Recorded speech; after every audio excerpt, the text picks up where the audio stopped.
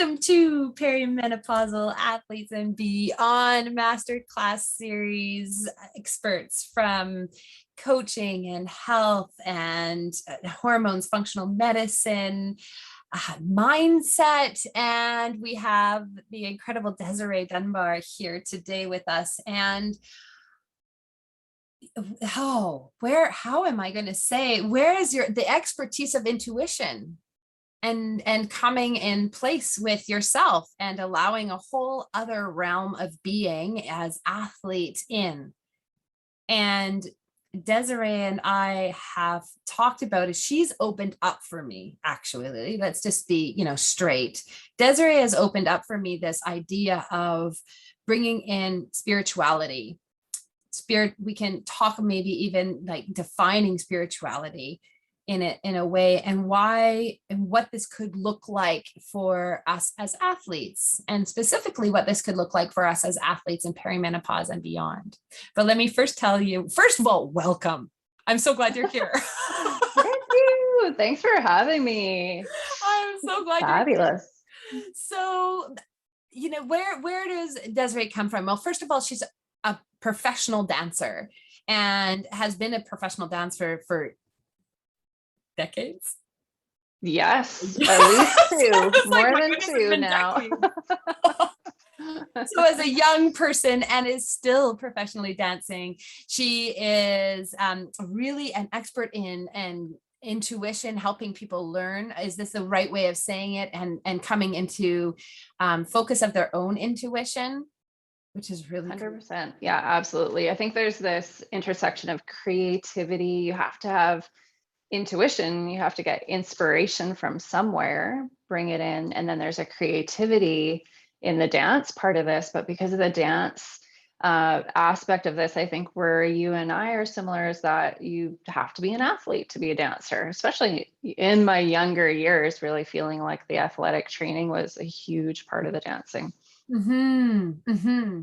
And I think where I'm curious, it's so curious, like other than, okay, I was the kid that did like the craft projects, and the craft projects were always like, you buy the paint by number kind of thing, and then you just do the paint, because I didn't have, like, my whole family are very incredibly artistic and, published authors, and they are so different than me. Anyway, they're all very creative and stained glass artists, etc. But I don't know how to necessarily tap into that.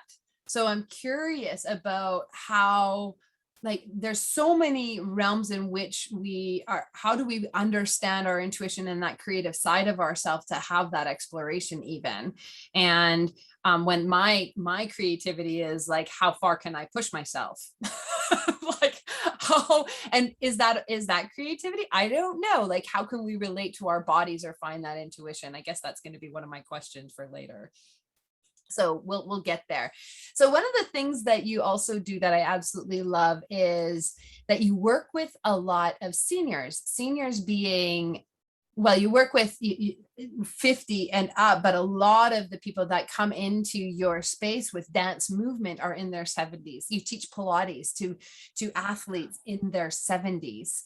Mm-hmm. And I think that it would be really neat to have a conversation about that too, and understanding, because you mentioned that these are the people that inspire so much of your work as well, and who they be with you. So let's just go for it. So first of all, when we think about spirituality, or we think about how do we tap into our intuition, can you tell us a little bit more about that piece of it?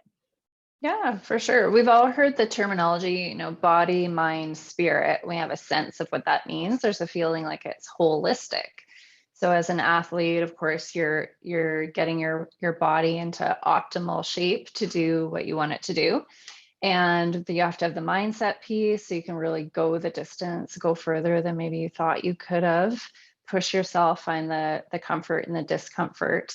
And then there is a spirit part of this too, because there's something about your spirit that's calling you to do this, because not everybody would want to do a triathlon. Not everybody would want to go for a swim and get a workout from it.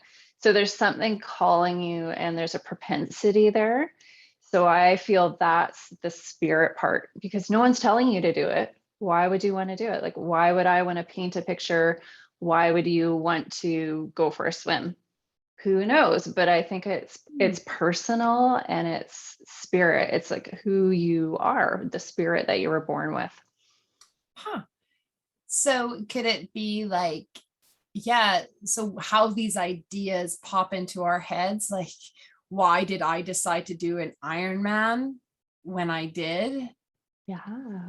And so can you talk to us a little bit, like, so here I am, this is what was happening. I was running, I was injured, and I was running on one of those treadmills that you don't actually put your feet down, like they're the air treadmills. And then all of a sudden there were some videos and I was like, oh, there's videos of, Kona. I was like, I should do one of those. And then all of a sudden this fire came and was burning inside me. And I know that a lot of the listeners will be like, oh yeah, that's that fire that was burning inside me to finish that 5K, that marathon, to go and do, a couple miles of butterfly across a lake or something crazy like that. Is that's part of it? It's how things come into our orbit. Is it like that spirituality in sport too? Yeah, I would say that's like a kind of spiritual breadcrumb, because something kind of comes your way. Who knows why you saw that at that time, and you had a physical reaction to it, like a feeling, and you're like, oh my gosh, yes. And it's kind of like, I would even say, like, whether you believe in God or you have a God of your understanding or the universe. I think universe is a nice blanket term. It's like the universe put that in front of you for some reason, or there was even like a hidden subconscious desire within you already, and then by seeing the image, it kind of exploded out of you. You're like, oh right, Yeah. that's it, that's the thing. Okay, so let's go there, because this is what I'm it in this space that we're in right now, which is, we're not exactly sure how this next year is going to play out. We're still in a pandemic. We don't know if we have races. Everything has shifted for athletes. And some athletes are really struggling to find their motivation. Some athletes are struggling to find what connects them back to sport. And why in the world are they training so hard? Like, that's a question. Why am I training so hard? Or what does that even mean? And looking for those whys. And so what I want to explore with you is, how do we become attuned to those things? You called it a breadcrumb. And sometimes when our lives are moving so fast, like, how do we come attuned to seeing the breadcrumbs? And or being, is there a creativity component to it that it says, oh, that's how I can, that's what will be the fire in my belly that will get me going, get me up, get me excited, get me connected to the communities that are around me, so I can do the sports that I love and be in the health that I want to be. Absolutely. Yeah, I think getting quiet with ourselves beyond the movement and beyond the endorphins of moving and the distractions that also come, like with dancers, we're like with a whole bunch of people and there's loud music and we're like, "Da, da, da." Like, that's not getting quiet. Getting quiet is after the workout, and you're even just walking back to your car or something, and there's like the wheels are kind of turning and some realization comes in, or you're going for a walk in nature, or you're doing a meditation, is the getting quiet. And then I would also say, like, taking a look at why, like, what's the why behind why we're doing this sport, or doing the race, or doing the dance in my case. And for me, like, if I think about it, it's the connection with the other dancers. It's really like a team sport. So there's connection, there's community, because you're also calling in other people to come watch you. So it's very much about community. And it's about being generous, because as artists, we're like giving our heart, like give our all. And so if we get clear on the boundaries, or sort of the values of that story, that then we have like the community, the generosity, and that can shift. Like, it can be through athletics, or it could be in other ways too. And maybe it's just a matter also of like weaving that into our lives in other ways too, to bring in the balance. Yeah. Because for dancers, for sure, right now, there's way less performances. Things have switched online when it's been like, like Broadway dancing, Yeah. you're like really doing your thing for an audience. So Mhm. there's some shifting. For me, what I did was, we had a dance company that was meeting every single week with professional dancers in the studio. We just literally switched to online and started doing things on Zoom. And through that development, it's actually been really fun because we've just found new things that can happen in an online space that actually wouldn't happen in a theater. So I think we want to stay open to the kind of reinvention potentially of who we are and what we're doing as well, and let it evolve with the times, not to resist or get frustrated about the situation. It's like, oh, well, actually, this is like being an artist, and I only have like 3 colors instead of 10, and this is kind of fun. So what am I going to do with these 3 colors? And then let what wants to come forward come through, because we're always evolving as humanity. There's, some probably spiritual reason, we'll never know why this is happening. And we want to be dancing with the unfolding of life and not resisting it. Wow. Okay. So it's interesting because this theme of moving with rather than resisting in has come up a couple of times in the interviews. And I think that, and the other interesting thing that continues to come up is this why, and this need to deepen our connection to that looking through, and uncovering and taking the onion and keep on peeling back the layers so that we can come in true essence to what we are wanting. And that is where motivation comes from, that burn, that ready, that spirit. And that I love it that I've had it all along. I'm just talking now, I'm totally getting like personal. I've had the spirit all along. I just never called it that burning sensation to be my best is what, fueled me as a professional athlete. And then, and now it looks different. It's totally different. And so let's get into the work that you do with the athletes that are in the space of longevity. Because what I know, or what I hear is, in perimenopause, we're still often, many of us, not all of us, but many of us are still focused on the performance and the putting up those goals that we want to achieve. Post-menopause for some women is we start to shift into that longevity. Like, I want to keep being strong. I don't care so much about what it is. I just want to be strong. And now you are working with the people that are in that space, and they're in and inspiring you. So can you tell us just a little bit about what you see that with them that we can take into the space now as both perimenopausal athletes and then in post menopause as well? Absolutely. I think for me, longevity has always been really important. I had a long dance career, no injuries, and I would honestly fully say that's because of the Pilates, because I always did Pilates along the way. And Pilates is about rebalancing, coming back into rebalancing. So Pilates has really been my best friend on this journey. And so what I find is teaching older people the Pilates is that they have the chance to rebalance, to make sure that they're mindfully putting in these healthy movement patterns into their bodies, so that when they go out into their day, they're lifting up their grandkids, they're like reaching up for a shelf, they're getting in and out of the bathtub, that it all works, and that they're not frustrated with themselves, they're not, in pain. It's really about being pain free. But I think there's so many side effects that come forth too, because our chakras are influenced, our energetic system is influenced by movement. As we know, it's all about energy, right? All of a sudden their energy is opening, maybe even their heart is opening because they're doing big back bend movements. And they're starting to just feel better too. So there's actually more reserves of energy coming forth that were kind of locked in.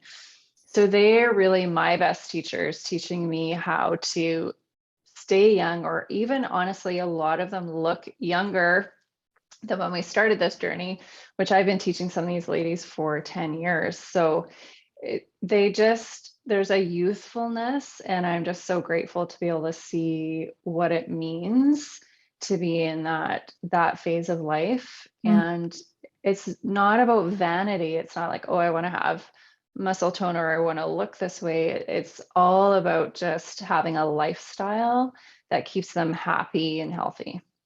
And it's so powerful to be around older, wiser women. And there's less ego involved too, because they're not pushing. Yes, they're challenging themselves, but they're not like pushing. There's no competition. It's like, let's just come into this fun, creative, and strengthening container, and it sets us up for a whole day. What would you say, how do you bring that into your expertise of intuition, of like, how do we, I don't know if that's the right question, or maybe you can help me formulate the question there, but it's like, how do we get to that spot where we can start letting go of that ego? Because so much of I hear is releasing its acceptance, not the acceptance of, okay, well, this is how I am. I don't have to push forward, or I don't want to be strong, or whatever. That's not the acceptance that we're talking about, but it's okay, here I am.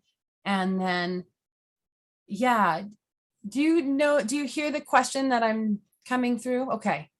I think so. Yeah. I think there's like, we want to be honest with ourselves, right? Because that's when we can overstep the bounds, or injuries can happen, or we keep doing something even though it's harmful to ourselves.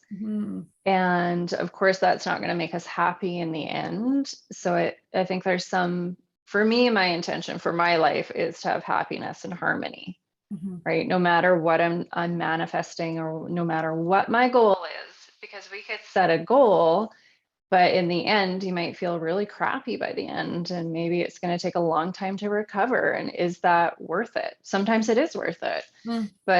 But for me, where I'm at my life, it's happiness, harmony, and the thing that I'm doing just to weave that all in. So I think there's to surrender the ego part that's just like really always wants to get whatever it wants, right? And we're kind of feeding it like, yes, okay, there's desire. Like desire could be really negative. The energy of desire means you don't have something and you really want it. And there's a negativity to that. It's not abundance, like, oh, yes, there's lots of this to go around. Of course, I can do that. No problem. There's an ease and surrender to that. Whereas with desire, it's like, ooh, I got to get this thing. It's like I'll do whatever it takes. And there's a kind of contraction to that. So it is about energy. It's about surrender and lack of resistance. You mentioned the resistance earlier. So how do we let go of resistance and struggle? And then also that burning that you're talking about inside of you, your spirit, is about authenticity. And authenticity is doing something because your heart and soul wants to do it, not because anybody else is asking you to do it. It's not because you've been taught something from your teachers or caregivers as a kid, or something that's been handed down to you through your ancestors. Authenticity is just you living your life during this modern time that we live in, looking around at these times and thinking, what do I want to do with what's happening in the world, and with what my heart's saying?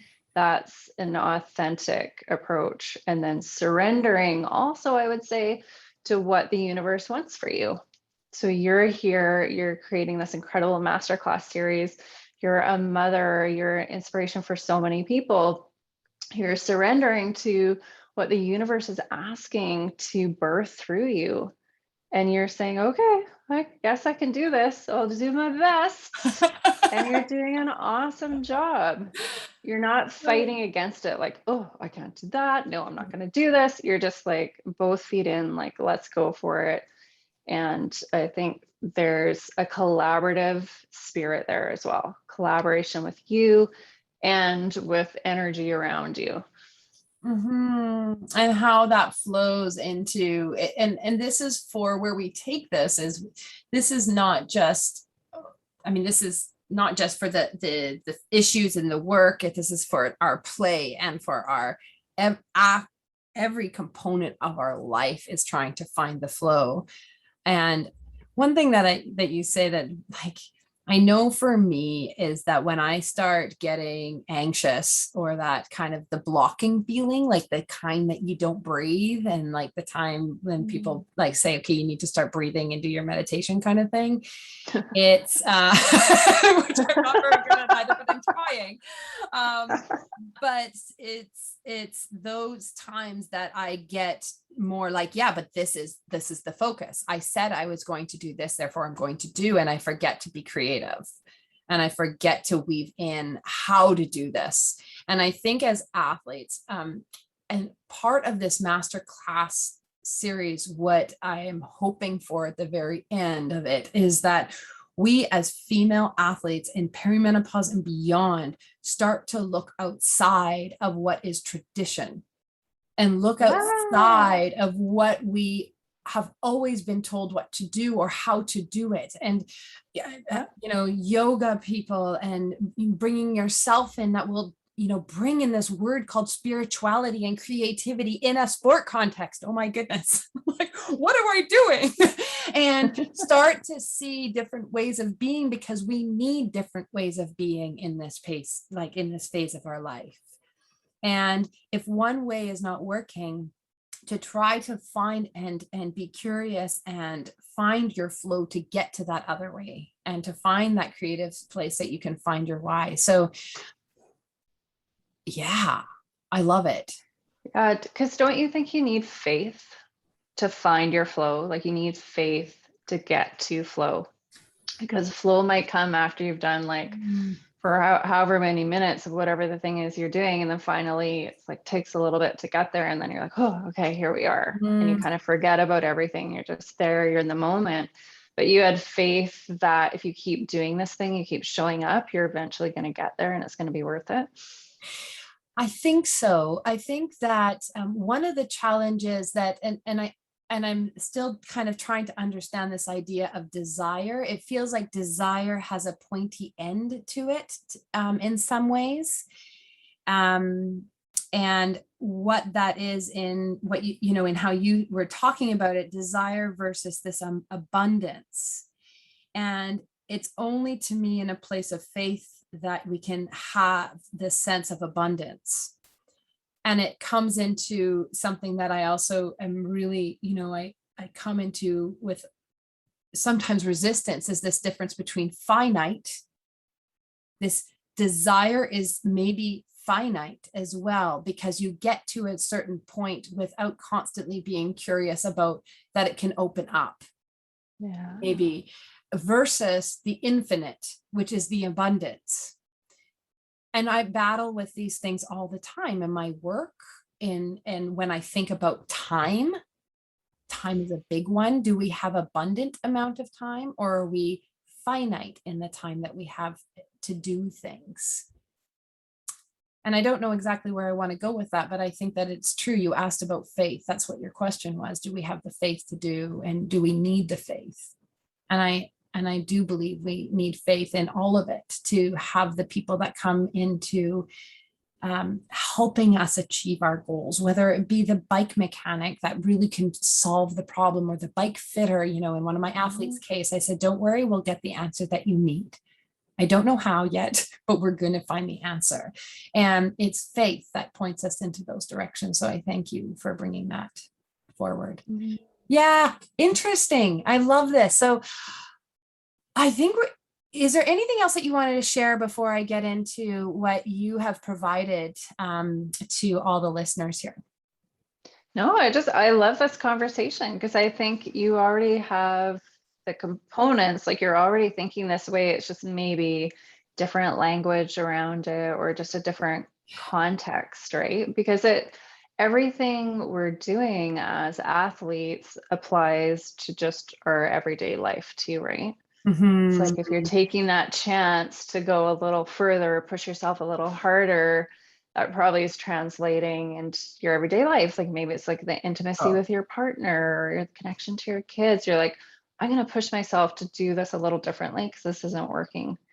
And so it translates over, so we can take everything we're learning from our movement practice and the way we push and juggle and do all the things, and just really see how it's impacting our everyday life. And also to be so grateful for that, because people that aren't athletes don't have that. It's coming more from their head. They get stuck in their head more.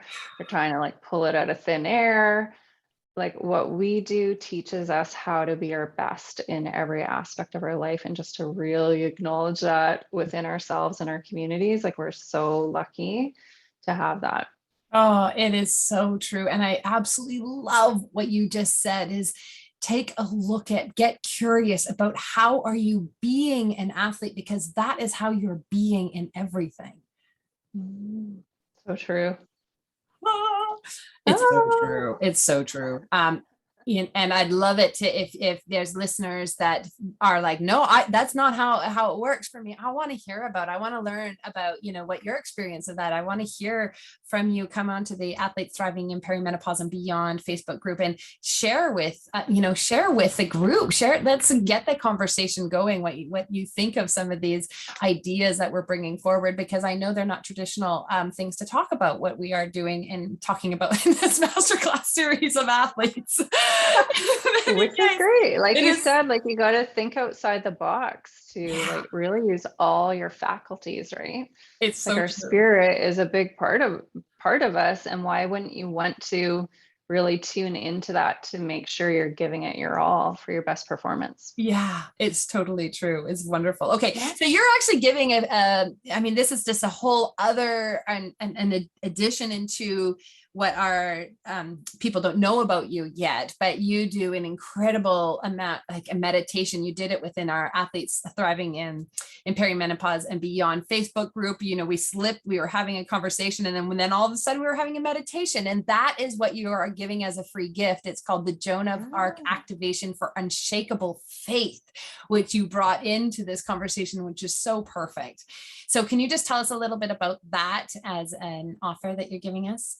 Yeah, absolutely. I think it's about a 40-minute meditation. It's a longer one, and you can be having a nap. You can do it right before you go to bed. Even if you fall asleep, it's perfectly fine. You can always repeat it later if you want to hear what I said. It doesn't matter if you hear it, because part of you will be getting it. It's mostly for your unconscious mind. So it's super relaxing. And what it does is connect you with the archetype of Joan of Arc, who was a young woman who led the troops into victories, and she was actually, her life was taken because of her beliefs. She felt so strongly about her calling and what she was supposed to do, even as like a 15-year-old young woman, that she did whatever it would take to get her there. And she was willing to die for her beliefs and her strong core values. And so when we get a chance to feel into that archetype, we can actually bring in that energy and that feeling into ourselves to support us in whichever area of our life that we need faith in. And we're living in very uncertain times. So we want to learn to have the faith and the trust no matter what's happening outside, because freedom is how we feel on the inside. It's not something we get from doing this or that or being this or that. Freedom is how you feel on the inside. Mm-hmm. Oh, it's so well put. It's in freedom is our abundance of self, tapping into it too. Wow. Okay. Thank you for that. I can't wait to dig into that one. And I have 3 questions for you. Are you ready? Sure. Okay. Let's do it. Give us one moment of courage. One moment of courage. Oh my gosh. It was when I got rid of my house, sold all my stuff, and moved to Bali, Indonesia. Yeah, there's something that you took on in that. That's huge. It is huge. Hey. Okay, that's a whole other story we're going to have to hear about. What is one thing you are curious about right now? One thing I'm curious about right now is, I think it is partially the aging piece, like speaking to, my older adult students. It's like, how do we accept aging? Mm, And I'm open to that, like more acceptance, more great, like having grace in that and enjoying it too. mhm, mhm, mhm. I think that there's a big, I think that there's something really there, and we'll speak to the people that are listening to that. It's like, because that's what we want to allow in, is that acceptance. Um, Tell us one thing you're grateful for right now. I am grateful for you. I'm grateful for this opportunity to come in here with you Thank and just you. have a chat with like an intelligent, tuned in woman who's doing amazing things in the world, and to feel that kind of synergy. It's like, ooh, we get to come in and like, share what we're all about and our passions. And we're hoping that that will have some kind of ripple effect to you watching, the audience watching, and beyond that. And as teachers, we never know what the true results will be, right? Like, and I see you doing that. You give so much to your community, Mhm. and it's selfless. You don't know where people are going to take that or how they're doing it, at home and in their own spaces. And it gives you energy. So it just says that you're just so aligned with what you're meant to do and on mission. And I think it's beautiful. Oh, thank you, Desiree. It is such an honor to do the work I do, honestly. And I feel so much gratitude for it, and that I have an ability to do it, and the space and the support to do it as well. And people like you that come in to yeah, come in together in all the ways that we do. So I am going to give you the very last word that you want to leave our listeners with. I think it's about trust. I just think as we're with these unfolding and again uncertain times, just the complete trust in yourself, no matter what anyone else is saying. It's just we have to be able to slow down, tune in, listen, and then Mhm. and trust. Well, thank you so much. Yeah, my pleasure. Thanks so much for having me today.